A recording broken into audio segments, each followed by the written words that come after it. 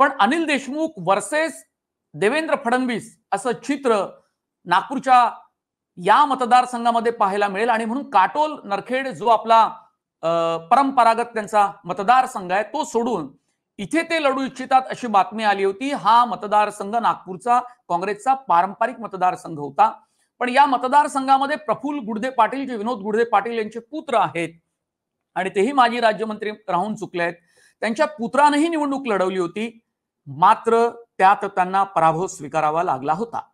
Even काँग्रेसकडून आशिष देशमुख यांनी 2019 मध्ये निवडणूक लढवली, त्यांनाही पराभवाचा सामना करावा लागला। इतकी घट्ट पकड देवेंद्र फडणवीस यांची या मतदारसंघावर आहे। पण आज घडीला आशिष देशमुख यांनी फडणवीसांवर कितीही पूर्वी आरोप केले असले तरी ते आता भाजपमध्ये आणि ते देवेंद्र फडणवीसांच्या जवळचे आहे।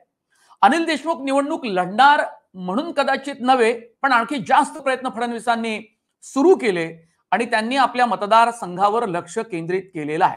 शनिवार रविवार देवेंद्र फडणवीस या मतदारसंघामध्ये सातत्याने आपल्या मतदारांशी संपर्क साधण्याचा वेगवेगळ्या माध्यमातून प्रयत्न करतात, हेही अधिक प्रखरपणे आपल्याला पाहायला मिळालेलं आहे। पण अनिल देशमुख या मतदारसंघातून निवडणूक लढतील की नाही येत्या काळामध्ये आपल्याला कळेल, पण आताच्या घडीला हक्काचा मतदारसंघ काटोल नरखेड इतकाच आहे। काँग्रेस सुद्धा त्यांच्यासाठी जागा सोडतील का, तर अशी शक्यता जास्त आहे की काँग्रेसला जर जागा म्हणजे काँग्रेसला ती जागा मागितली महाविकास आघाडीमध्ये, तर काँग्रेसची सुद्धा अनिल देशमुखांना ही जागा सोडून देण्याची तयारी अशा प्रकारची काही माहिती आपल्या पुढे येते आहे। मग सलील देशमुखांचं काय होईल? सलील देशमुख हे अनिल देशमुखांचे पुत्र आहेत, युवा शाखेमध्ये राष्ट्रवादी काँग्रेस पक्षाच्या सोबत काम करतात आणि ते सुद्धा काटोल नरखेड या मतदारसंघामध्ये निवडणूक लढू इच्छितात, पण त्यांना तिकीट मिळेल की नाही याबाबत सलील देशमुख यांना शक्यता ही कमी वाटत होती। कारण जसा धर्मराव बाबा आत्राम यांना त्यांच्या मुलीनं थेट आव्हान भाग्यश्रीने दिलं असलं तरी सलील देशमुख यांनी केवळ इच्छा व्यक्त केली, पण ते वडिलांच्या विरोधात कुठेही बोलायला तयार नव्हते। पण एक नवी बातमी येते आहे, नवे नवे ट्विस्ट राजकारणात येत असतात। कौटुंबिक राजकारणाचा हा उत्तम नमुना म्हणावा लागेल।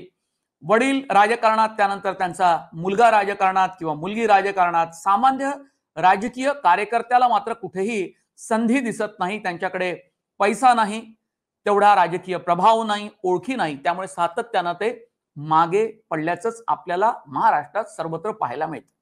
आणि आता इतके पक्ष झाले, इतक्या सर्व पक्षांना आपापले उमेदवार उभे करायचे, त्यामुळे महायुतीमध्ये आणि महाविकास आघाडीमध्ये जागा वाटपावरून रस्सीखेच सुरू झाली। इंटरेस्टिंग गोष्ट देशमुखांच्या परिवारामध्ये अशी आहे की सलील देशमुख यांना वर्धा लोकसभा मतदारसंघातला, तसा तो अमरावती जिल्ह्यात पडतो, असा विधानसभेचा मतदारसंघ मोर्शी द्यायचं ठरवलेलं आहे। मोर्शीमध्ये देवेंद्र भुयार आहे, त्यांनी अनिल बोंडे हे भाजपचे नेते त्यांना धोबी पछाड करत त्यांनी हा मतदारसंघ जिंकला। ते राजू शेट्टी यांच्या स्वाभिमान पक्षाचे होते, नंतर अजित पवार गटामध्ये गेले आणि अजित पवारांचेच आमदार म्हणून ते आता ओळखले जातात।